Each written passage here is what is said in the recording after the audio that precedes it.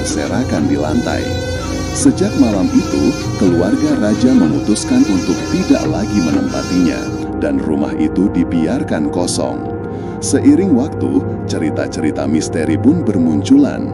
Katanya, kalau ada yang menatap langsung ukiran Gorga itu tepat di tengah malam, maka Gorga itu akan balas menatap. Dan kalau kamu ngelawan pandangannya, maka kamu bisa diambil. Nggak dijelaskan jelas gimana maksudnya, tapi yang pasti nggak ada satupun orang yang berani ngetes omongan itu. Pernah ada seorang anak muda dari kampung sebelah yang nekat ngeliat Gorga itu pas malam Jumat. Cuma iseng katanya, pengen buktiin kalau itu cuma mitos. Tapi setelah malam itu, dia berubah jadi pendiam, matanya kosong, kayak nggak ada jiwanya. Bahkan sampai sekarang, dia nggak pernah cerita apa yang dia lihat malam itu. Ibunya bilang kadang anaknya suka ngomong sendiri dalam bahasa Simalungun lama yang bahkan mereka sendiri nggak ngerti. Dari situ, warga tambah yakin Gorga itu bukan sekedar ukiran kayu. Itu adalah mata dari masa lalu, mata leluhur yang menjaga kehormatan rumah itu sampai sekarang. Dan siapapun yang berani menantangnya, siap-siap aja menanggung akibatnya. Makanya, meskipun rumah itu sekarang jadi tempat yang penuh cerita, nggak ada yang berani menjadikannya objek wisata atau proyek budaya. Warga percaya ada batas yang harus dihormati, terutama soal adat dan roh leluhur. Karena bagi orang Simalungun, rumah bukan cuma tempat tinggal, tapi tempat jiwa-jiwa beristirahat. Dan kalau kita ganggu, bisa jadi mereka nggak akan tinggal diam.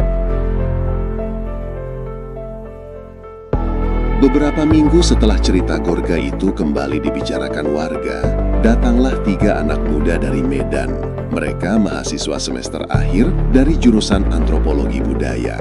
Tujuan mereka ke Huta Parsuratan itu mulia sih, mau ngangkat kisah rumah adat Simalungun yang hampir terlupakan. Tapi mereka nggak tahu apa yang mereka datangi bukan rumah biasa. 3 anak muda itu, Dita, cewek paling aktif di kelompoknya, Reza, si kalem tapi cerdas, dan Rio yang paling suka tantangan dan kadang kelewat berani. Mereka disambut baik sama warga, diajak tinggal di rumah kepala desa selama beberapa hari. Saat warga tahu mereka mau riset soal rumah bolon, beberapa langsung mengingatkan, boleh kalian teliti, asal jangan masuk malam-malam. Apalagi kalau sampai melanggar adat. Rumah itu ada penunggunya, bah, kata seorang tetua sambil melirik pelan ke arah bukit tempat rumah itu berdiri. Dita dan Reza sih nurut, mereka paham pentingnya adat. Tapi Rio beda, dia malah makin penasaran. Ah, masa ukiran kayu bisa nyumpahin orang? Kita kan hidup di zaman sekarang, katanya sambil nyengir. Malamnya, tanpa bilang-bilang ke warga, mereka bertiga naik ke rumah bolon. Langit mendung, angin dingin banget. Rio bawa senter dan kamera HP. Dita sebenarnya udah ragu, tapi ikut karena nggak mau ninggalin 2 temannya. Saat mereka berdiri di depan rumah bolon, suasananya aneh, kayak lebih sunyi dari biasanya. Nggak ada suara jangkrik, nggak ada hembusan angin. Seolah dunia berhenti sebentar. Lihat tuh, Gorganya, kata Rio sambil mengarahkan senter ke atas. Dan di sanalah mereka melihat Gorga itu. Ukiran merah tua, matanya besar, dan entah kenapa kelihatan hidup. Reza langsung gelisah. Udah, balik yuk, aku nggak enak. Tapi Rio malah berdiri tepat di bawah Gorga itu dan mendongak ke atas. Kalau emang ada kutukan, ya sekarang tunjukin dong, katanya setengah menantang. Tiba-tiba senter padam, HP mati, angin bertiup kencang. Dan dari dalam rumah terdengar suara gondang.